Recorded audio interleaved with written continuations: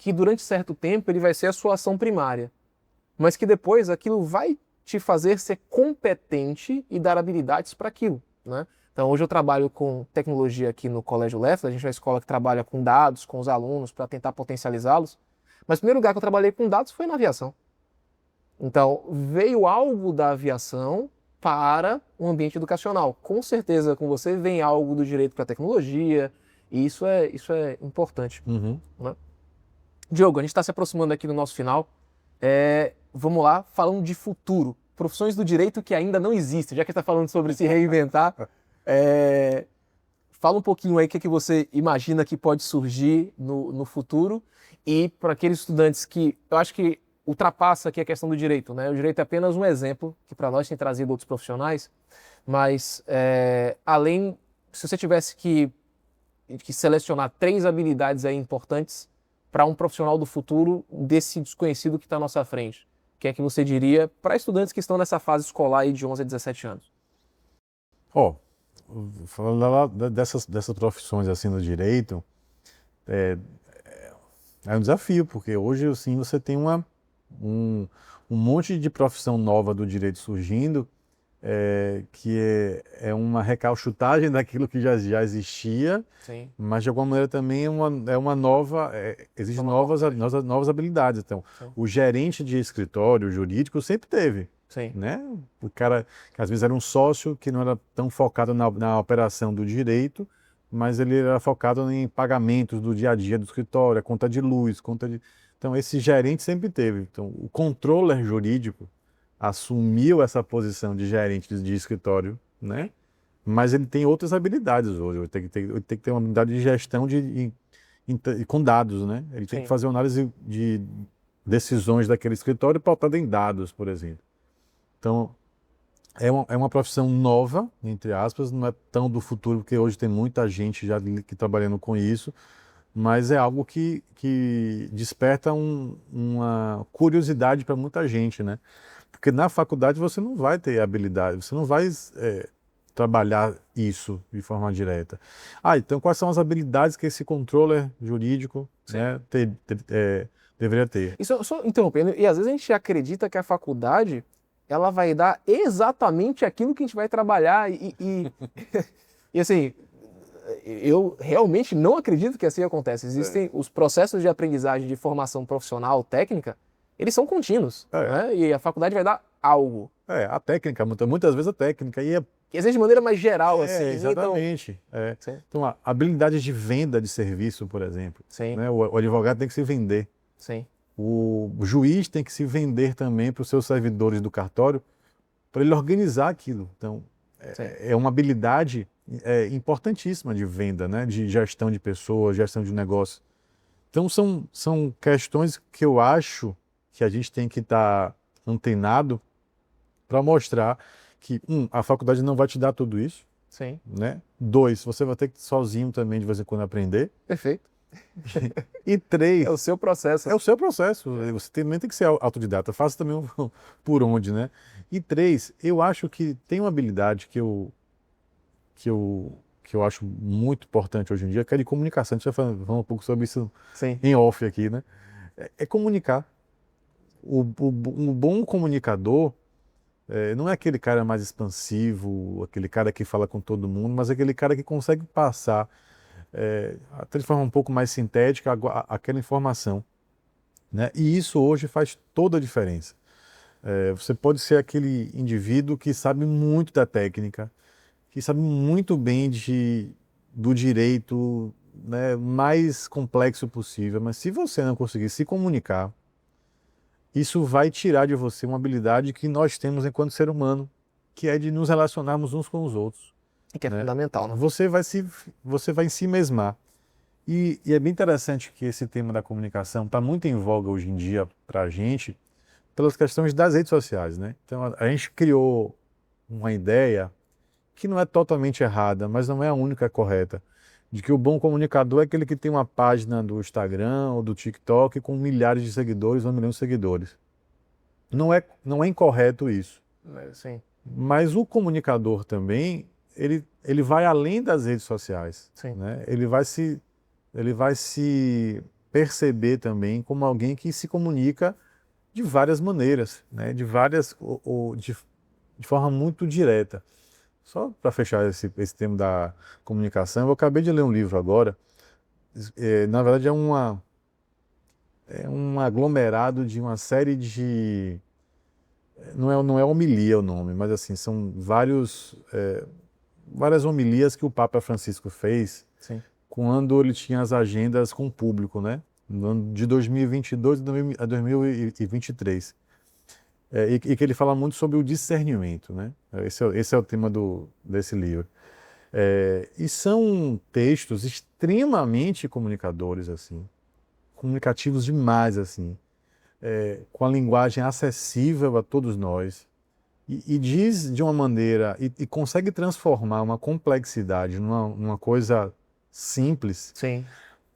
como eu há muito tempo não lia, né? Então, assim, e ele, tudo bem que era um papa, ele era conhecido como um tal, mas não era esse comunicador, se as pessoas entendem hoje em dia, né? Ou não, né? Assim, Não era o que a gente chamaria de comunicador. né? Não é o cara tão expansivo, um cara com gestos curtos, com com uma verdade naquilo que falava, que fez muito sentido para mim. Então, essa habilidade de comunicar hoje em dia é uma habilidade que eu tenho me treinar, estou tentando me treinar nesse ponto, né? Sim. Porque eu acho que é super importante a gente também defender uma ideia com clareza, defender seu ponto de vista e ter estratégia de comunicação, né? E eu acho que são habilidades que eu acho que o indivíduo que quer ir por direito hoje tem que se atentar.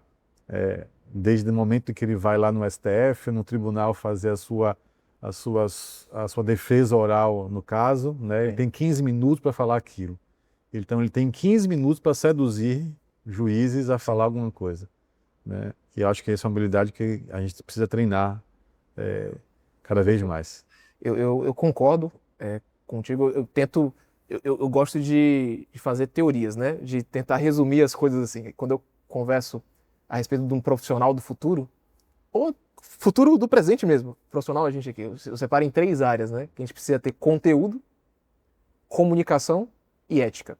Uhum. Então, um profissional que seja competente nas áreas que ele tem, até porque o conteúdo vai mudar a forma com que você enxerga o mundo. Então, isso para mim é espetacular. Eu não consigo mensurar a mudança, a capacidade de compreender a vida. Não consigo mensurar a importância das disciplinas que eu tive para mensurar a vida, para conseguir entender. Para mim é algo espetacular o que química, geografia, história, filosofia, as próprias línguas, o inglês, o português, a capacidade de ler uma poesia, de tentar interpretar, de ver o contexto, o quanto isso me abriu uma possibilidade enorme de trocas com pessoas, né? E aprender de forma colaborativa porque eu estava mais sensível àquela linguagem. Então, uma obra de arte, você conseguir, caramba, eu entendi a mensagem dessa obra de arte. Eu entendi o contexto, eu sei quem fez, eu sei o momento histórico, eu consigo ver os elementos matemáticos que estão ali, por que estão. Assim, a mensagem foi passada de certa forma. Então, para mim, o conteúdo é uma coisa que eu não abro mão, mas também não abro mão da questão da comunicação, porque como a gente vive em sociedade, é necessário, como você disse, que a gente venda. Quando eu falo vender no bom sentido da palavra, não é vender no sentido de menosprezando ou de uma forma pejorativa, de você conseguir passar com clareza, tornar acessível e tornar transformador aquilo que você tem como conteúdo.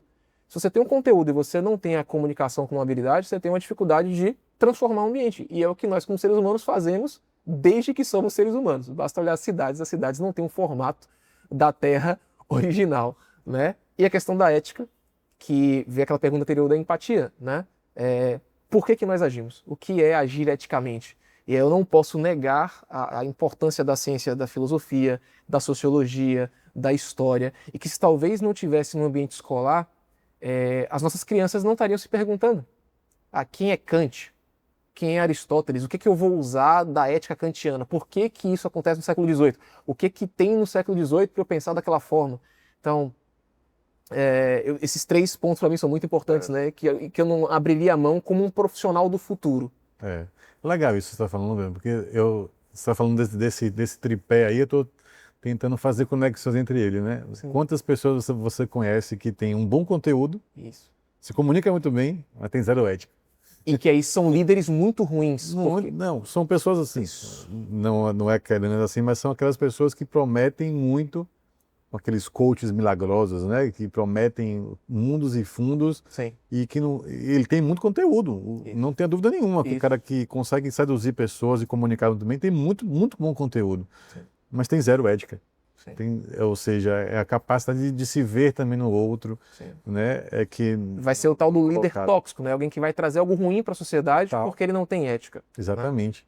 Né? E aí você também tem, você pode fazer esse imagine o outro aí, alguém que tem conteúdo, tem ética, mas não se comunica bem. Então, ele tem o poder. Tem muitos, eu conheço muito. E a área acadêmica, tem muita gente. Você conhece, também conheço pessoas extremamente dedicadas ao seu conteúdo, muito éticas, mas não consegue, eu digo assim, meu Deus, como é que você conseguiu, né, ficar, como é que você, até é uma pena, porque o mundo está perdendo alguém porque está num casulo, né, ele não consegue se comunicar. Você perde a capacidade de transformação que o conteúdo te deu potencial para isso. Pois é, ele não consegue. Eu tive um professor, um mestrado, que o meu sonho era ter aula com ele, que era super estudado, o mundo todo. Quando eu vi a aula dele, eu falei, meu Deus do céu, ele não consegue comunicar. Sim. Agora, interessante, ele não consegue comunicar na aula, porque no livro ele consegue. Sim. Os livros dele são maravilhosos, mas na aula é complicado. Então tem essas formas também. O outro é aquele que tem a comunicação, ele comunica muito bem, ele é ético, mas ele não tem conteúdo. Então, você vai ficar no nível da superficialidade, vai ser uma conversa muito legal, mas depois que você termina aquela conversa, porque é uma pessoa agradável, é uma pessoa que é ética, mas você fala, tá, mas isso mudou o que mesmo na minha vida? Tipo, agregou o que de novo? Nada. Exatamente. É como você assistir o brain rot, né? Você fica lá vendo um monte de coisa, comunica muito bem, não tá, entre aspas, querendo te fazer mal, mas no final você tá. E isso me convence o quê? Outra coisa que eu acho interessante de a gente pensar dessa formação mais desses 3 pontos é que nem sempre, e pensando de uma maneira mais colaborativa, né? O professor que tem, para mim, Diogo, tô abrindo aqui, né? Ética, eu boto uma ordem nisso aí, né? Para mim, ética é o primeiro ponto, né? Depois conteúdo, depois comunicação, né? Eu boto nessa ordem porque é perigoso alguém com conteúdo, com comunicação e antiético. É muito perigoso para a sociedade, né? Então, geralmente eu posto nessa ordem: ética, conteúdo, comunicação. Eu prefiro alguém que tenha ética, conteúdo e não se comunique do que alguém que tenha conteúdo, se comunique e não tenha ética. É uma bomba. É uma bomba. E aí a gente pensa em termos de comunidade e sociedade, de que, nesse caso do professor que você citou, né? Que ele tem muito conteúdo, ele é ético, mas ele tem apenas um canal de comunicação. Aí é que eu acredito que vem também a colaboração dos demais, de entender que nós somos um sistema. E de que se lhe falta aquele profissional a comunicação, como eu posso agregar? Não ser apenas alguém que recebe, não ser apenas alguém que está se alimentando de algo, mas se sentir parte daquilo. E por isso que eu acredito que escola é um ambiente que tem estudantes, colaboradores, professores e família. Sim. Não apenas como consumidor de um ensino, mas alguém que valoriza o espaço, valoriza o aprendizado, valoriza o que está acontecendo de formação ali. E aí, nesse caso do seu professor, por exemplo, você fala, pô, ele não sabe se comunicar, mas vai que ele encontra alguém que é muito habilidoso em comunicação e que o auxilia. Você não tem um professor, mas esse conjunto, essa colaboração, fez com que aquilo acontecesse. E foi exatamente isso que teve. A professora assistente dele, que também dava, é uma pessoa fantástica. E de fato, é uma habilidade, né? Talvez ele tenha feito essa autorreflexão e dizer, não, sim, eu consigo até aqui. Isso. Dali eu preciso de alguma ajuda. Então, isso é uma inteligência também que... Isso. A habilidade de criar equipes, de você ver aquilo que está te faltando e você entender essa autoavaliação. E é bem legal, esse professor, ele tinha isso, né? Mas ele tinha também um costume de fazer reuniões pessoais, assim. Então a gente ia lá, marcava 1 hora com ele, sim, no gabinete dele, formal, assim, todo mundo paletó e gravata naquela época, lá em Coimbra. E aí, nessa 1 hora, você acessava aquele cara do livro que você via lá. Então, assim, era uma capacidade de olhar o seu problema, o seu trabalho, a gente levava o nosso trabalho, ele orientava ali. Mas era uma capacidade de ver aquilo ali e problematizar e te dar uma solução, ou te dar um caminho que poucas vezes eu vi. Sim. Então, eu acho que essa foi a percepção que eu tive. Né? Ele sabia os limites dele. Sim. Né? E aí, naquele momento ali, ele colocou um assistente e o lugar em que ele se comunicava bem era um lugar mais acadêmico, assim, nesse caso. Acho que 2 pontos legais que você disse. Um interessante é que ele estava aberto para que os alunos fossem individualmente. Então, é necessário também um movimento do aprendente, né? Eu digo aprendente para não ser apenas aprendiz como final, aprendente como que continua aprendendo. Alguém que entende a limitação do outro, mas em nenhum momento desmerece o conteúdo e a ética e sabe que pode contribuir para que aquele conhecimento seja potencializado em si mesmo, né? E o outro que você falou, da formação da equipe, né? A gente precisa aprender a formar equipes. Na sociedade ocidental, e não estou dizendo que isso é uma coisa ruim, nós defendemos os valores individuais, né? Tem bastante valores individuais, mas a gente tem que tomar um certo cuidado para que a gente não perca a habilidade de criar grandes empreendimentos. Quando eu falo grandes empreendimentos, sozinho a gente vai ter as nossas habilidades, a gente vai, vamos potencializar no conteúdo, na ética, na comunicação, mas que isso seja também feito com pessoas que têm mais essas habilidades, conseguir fazer um projeto ficar grande, né? E essa é uma luta que eu tenho, né? Assim com meus filhos, em especial o mais velho, de mostrar, olha, Messi não ganhou sozinho a Copa do Mundo. Isso. Com certeza. Ganhou com uma equipe. Com certeza. Né? Ele pode ter 6, 7 bolas de ouro, mas ele não ganhou a Copa do Mundo sozinho. Então, assim, não adianta você também achar que você vai ser o cara que vai driblar o jogo todo. Uma hora você vai cansar, vai ter que ter um bom zagueiro. Então, essa formação e aí a linguagem mais do futebol é melhor com ele. Sim. Acabo falando dessa maneira, mas realmente uma habilidade que... mais uma habilidade que eu acho que tem que ter... Sim. Nós temos que capacitar, né? Equipe. E eu vejo a avaliação como uma chave para isso. Porque, eu repito, eu vou falar isso aqui em alguns podcasts, porque eu acho importante para todo mundo que faz parte de um sistema formal de educação entender a avaliação. A avaliação, muitas vezes, ela é vista como final de processo aqui no Brasil. Então, a avaliação ela acaba sendo vista como sou bom, sou ruim, fiz bem, não fiz, e não como uma identificação dos seus pontos positivos e dos pontos a melhorar. Nós temos uma dificuldade, Diogo, no ambiente educacional formalizado, de ver os nossos deméritos e entender aquilo como uma coisa boa. Entender como uma coisa boa que você viu os seus deméritos. E não entender como um ambiente de vergonha. Então a gente acaba, poxa, eu me esforcei tanto, eu fiz tanto e não alcancei aquela nota. Mas peraí, mas a nota, que bom que você tentou alcançar. Mas quando você não alcançou, aquilo não é um motivo de vergonha. A gente precisa tirar isso. Vergonha seria se você não tivesse feito, se você não tivesse estudado. Aquilo é uma avaliação, é um diagnóstico. É para que você veja que isso que você fez não deu resultado agora. E aí, para poder conversar nesse ambiente do confronto e do conflito pessoal, a gente tem que ter muita maturidade. Eu não espero isso de uma criança, mas eu espero que os pais e os professores façam isso com suas crianças. Porque se a gente não capacitar as crianças nessa inteligência emocional do demérito, do eu não alcancei, e não ter aquela resposta que eu chamo de resposta alérgica, que é assim, já que eu fiz e não deu certo, então não faço mais. E a gente procurar quem são os culpados, e às vezes não é quem é o culpado, é a gente que não conseguiu ainda. Aprender, pelo menos para mim, do que eu tenho de experiência de aprender, ele é um processo demorado. Aprender e se tornar competente naquilo que eu faço é um processo que às vezes demora anos.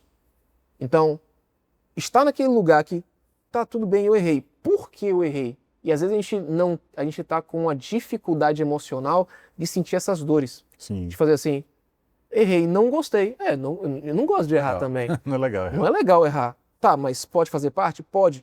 Aí, para poder retirar a dor da gente, a gente começa a tentar escolher os culpados da dor. Porque tá doendo na gente. Isso até tem alguns psicanalistas que trazem que a agressividade surge daí. De quando você não está satisfeito consigo mesmo e você vai procurar agredir alguém por aquilo que você não está satisfeito em si. Você, não, calma, respira um pouquinho. Olha, não quer dizer que se você estuda, a avaliação vai sair boa. Porque a avaliação não avalia o que você estudou. Ela avalia se você foi competente naquele ambiente, naquele tempo, e ela é importante. Porque você quer chegar naquele lugar de competência. Às vezes, na sua atuação profissional, você vai ter 10 segundos para tomar uma decisão. E pode ser que você tenha aprendido o conteúdo, mas você ainda não é competente. Então não é apenas de você ter conhecimento informativo, mas de você conseguir em pouco tempo dar uma resposta que seja adequada. E isso é uma habilidade que é importantíssima e que eu vejo nas avaliações. Mas a gente precisa ensinar nossos filhos de que, talvez, eu creio, né, uma boa escola vai permitir com que eles passem por esses processos, com que eles ressignifiquem esse processo e falem assim, tá, não é legal, poxa, vou ter que lidar com essa frustração aqui agora, o emocional não está legal, não vou dar uma resposta rápida, o que eu fiz de bom ou de ruim? Se você entendeu que tudo que você fez antes foi bom, então continua. Você só não está competente, porque competência precisa de repetição e de se colocar nesses ambientes. Se você falar, eu não quero mais esse ambiente, talvez você não vai se tornar competente naquele ambiente. Quantas vezes você errou na sua prática profissional e que você teve que ir? E eu não sei se isso aconteceu com você, aconteceu comigo. Eu sentia muita vergonha de errar no ambiente profissional. E as cobranças que me foram feitas no ambiente profissional foram no nível da vergonha. Tipo, como é que você, um exemplo básico, né? Como é que você é formado no ITA e errou isso? Então, essa pergunta era uma pergunta que trazia a vergonha em pauta. E não o processo contínuo de aprendizado e de competência. Assim, já que você é isso, como é que você é? Já que você é advogado, como é que você não sabe? Já que você é engenheiro, como é que você não sabe isso? Então, a nossa própria forma de cobrar e de conversar com os nossos filhos precisa mudar, né? A gente precisa ter uma conversa, e você que é pai, você que é mãe, você pode dizer assim, mas na minha época eu acertava tudo. Então, tá, na sua época eu tenho convicção que as provas não eram como é agora, eu tenho convicção que seu filho não é igual a você, e tenho convicção de que o mundo não é igual ao que era na sua época. Então, se nós queremos ser bons pais, boas mães e bons tutores do processo de aprendizado dos nossos filhos, a gente precisa lutar por isso. Né? E aí, nós como pais precisamos nos modificar. Não é mudar os princípios e valores, mas é entender que o mundo muda, que as crianças mudam, que as ferramentas mudam, não abrir mão daquilo que é princípio, mas com certeza abrir mão do como, né? Mudar o como. Falo muito, né? Eu sei. Mas é para fazer bem para as pessoas. Mas que bom. Diogo, minha última pergunta para a gente fechar com inspiração aqui. Se você pudesse voltar no tempo. Eita, pergunta boa, hein? O tempo de escola, e dar um recado aos familiares, aos pais, com base em tudo que você já viveu e que você estuda hoje, o que você diria sobre a importância daquele momento lá, seus 11 a 17 anos, tempo que você lembrava do cheiro da cantina, o que você daria de orientação, de instrução? E, de novo, vai vir aquela pergunta, poxa, mas ele só tem menos de 50 anos. Eu acredito muito numa sociedade que colabora. Então, ainda que eu não tenha experiência de uma pessoa de 60, eu gosto muito de ouvir quem tem 60 e 70, eu acredito que quem tem 60 e 70 não passou exatamente pelo que você passou. Então, uma forma de nós sermos humildes, né? Na frente da honra vai a humildade. E a gente conseguir ouvir, inclusive, os mais novos, no caso somos nós aqui. Você que é estudante mais novo que a gente, ouvir também a gente. Então a gente só quer colaborar. Então, da sua vivência, se você pudesse voltar no tempo, o que você diria assim para seus pais em relação, e até mesmo para você? Eu acho que o que eu diria é algo que estou tentando fazer hoje. Compreenda mais o mundo do seu filho, o mundo, o contexto que ele está. Compreenda o momento histórico que você está vivendo, o contexto atual. A gente tem uma questão, e aí eu tenho me policiado para não fazer isso, de tentar medir a evolução, o desenvolvimento dos nossos filhos a partir da nossa régua, né? Se em minha época deu certo, então eu vou reproduzir o que você acabou de falar um pouco, né? Então, se na minha época era assim, então tem que ser assim. Não necessariamente tem que ser assim, porque o contexto é diferente. Então, hoje, eu falaria nesse conselho, né? Os meus pais, por exemplo, eu tive muita muito apoio deles em vários aspectos, mas Sim. O que eu percebo foi isso. Eles mediram o mundo do Diogo daquela época à luz. E o que é natural, né? É natural, é muito natural, né? Eu não posso também exigir deles esse comportamento que eu tenho hoje. Que eu acho que isso contribui para ter uma proximidade maior, né? Ontem, por exemplo, foi uma besteira, mas eu estava muito próximo, né? Meu filho estava querendo assistir uma live de um YouTuber por causa do joguinho que ele joga. Sim. E eu sei os jogos que ele joga, e eu sei um pouco das regras do jogo, porque eu acho que é importante, né? Eu entender o jogo e saber o que é perigoso ou não, né? E aí ele queria entrar na live para jogar com o YouTube, aí não conseguia, assim. Aí quando ele conseguiu entrar na live, foi uma felicidade, Sim. né? Aí a mãe fica, que é isso aqui? É uma live? Eu falei, calma, eu tô entendendo esse mundo aqui dele. Sim. E aí aquilo deixa próximo assim a gente, né? E ele começa a entender, eu falo daquele jogo, eu falo que não foi legal. Por acaso no jogo ele roubou um item lá de um coleguinha, eu falei, devolva, devolva. É um canal de comunicação. E talvez ele tenha aprendido aí um pouco de uma lição ética a partir desse contexto do YouTube com o jogo, né, conectado ali. Então, faz a diferença você estar, pelo menos eu penso assim, né, estar próximo do mundo do seu filho. Uma vez me chamaram para dar uma palestra no colégio para crianças, depois para pais, assim, né, sobre segurança digital. Eu falei, olha, para os pais, né, um dos pontos mais importantes que eu acho hoje em dia é você entender o ambiente digital que o seu filho está. E para isso você vai ter que fazer um esforço de entender um pouco das regras do jogo, Sim. Saber o que é o Discord, saber o que é um League of Legends, saber o que é um jogo desse, porque você não quer tirar o jogo dele, ele não quer sair do jogo. Então, uma forma de você estar muito próximo ali é compreender aquele contexto. Eu acho que é esse o recado que eu daria, assim, né? Compreenda o contexto, entre no mundo, porque a partir disso aí você vai gerar mais capacidade de fazer diálogos mais férteis, né? Do que simplesmente ou liberar geral ou podar total. Eu sou muito dessa percepção, né? Sim. A gente aqui na escola, a gente se entende por uma escola de princípios e valores, né? Que a gente diz, a gente não negocia com os valores humanos, né? Dignidade, respeito. Então os princípios estão muito bem colocados. Mas o como a gente faz, a gente está disposto a fazer diferente, né? Para alcançar os meus objetivos de sempre, que não eram exatamente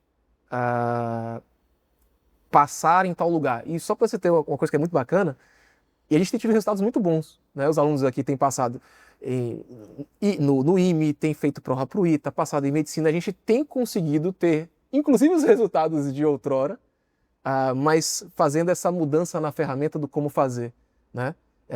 Mas não abrindo mão dos princípios, porque não faz muito sentido você formar um médico que não seja ético. Não faz muito sentido você formar um tecnólogo, um engenheiro no ITA ou no IME que não saiba trazer aquele benefício para a sua comunidade. Então, é possível fazer as duas coisas. Geralmente fazem essas perguntas para a gente. Vocês são uma escola mais voltada para o vestibular ou mais voltada para a formação da cidadania, formação pessoal? Falo, por que a gente tem que separar? Por que eu tenho que entender que alguém que é competente não será um cidadão, não será um pai de família, não será uma mãe de família, não será um bom filho? Então, para mim, são perguntas que elas são já enviesadas. Elas estão dizendo que não é possível fazer as duas coisas.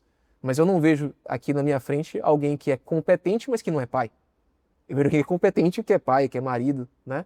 Então, é isso, que fica essa mensagem aqui para a gente, de que a gente pode fazer as duas coisas. Se você já está aqui como pai do Leffler, você sabe que a gente tem lutado e inspirado crianças a fazer isso. Se você não está aqui, seja muito bem-vindo. Quiser conhecer a nossa escola, fica aqui conosco, veja mais nossos podcasts ou faça aqui uma visita presencial. Diogo, eu quero te agradecer por esse momento. Obrigado demais.